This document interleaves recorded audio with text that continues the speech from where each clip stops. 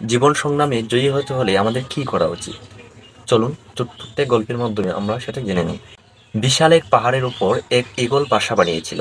ঈগলের বাসায় ছিল তার ৪টি ডিম। প্রতিদিন সকালে সে এগুলো রেখে খাবারের খোঁজে উড়ে যেত।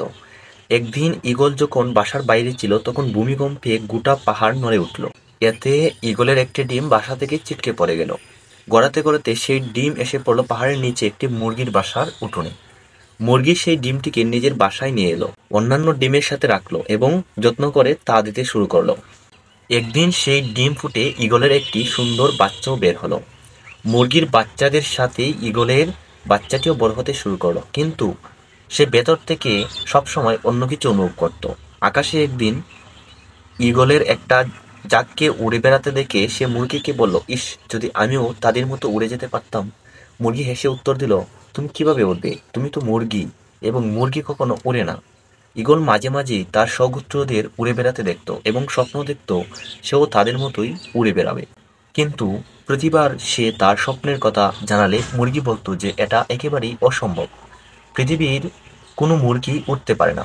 মুরগির এই কথাটি ঈগল বিশ্বাস করতে শিখল এবং তার জীবনটা বাকি মুরগিদের মতোই কাটিয়ে দিল।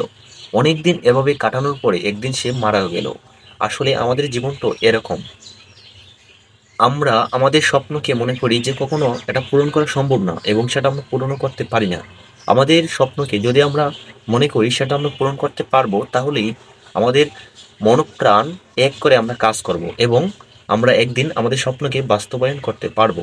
আপনি বিশ্বাস করেন বা না করেন, আপনি যে ইচ্ছাটি করেন এবং এবং আপনার স্বপ্নকে যদি আপনি মনে প্রাণে এটাকে বাস্তব করতে চেষ্টা করেন, তাহলে সমগ্র পৃথিবী আপনার সঙ্গে আপনাকে সায় দিবে।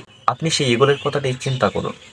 সেই ঈগলটি যদি মুরগির কথা না শুনে সে আস্তে আস্তে উড়ার চেষ্টা করত, তাহলে সে একদিন ঈগলের মতো ঠিকই উঠতে পারত এবং সে তার স্বপ্নকে বাস্তব করতে পারত।